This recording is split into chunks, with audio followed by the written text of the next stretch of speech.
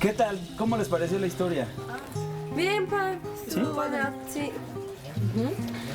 Ahora sí, vámonos, pero no se vayan con la panza vacía. Xitlacuaca para Tillasque. Coman para irnos. Y que no tengan hambre en el camino. Esa terminación que se usa es para el plural. Como por ejemplo, no estén tristes.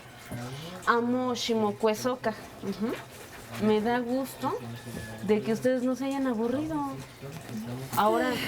Ahora sí todos estamos disfrutando de las vacaciones, ¿no? Sin sus quejas, ni nada. Ahí te hablan, Tono. Lo dijo por ti. Bueno, ya, chavos. Vámonos. Sí, ya vamos. Ya, movidos. Mate acá. Vámonos. Sí,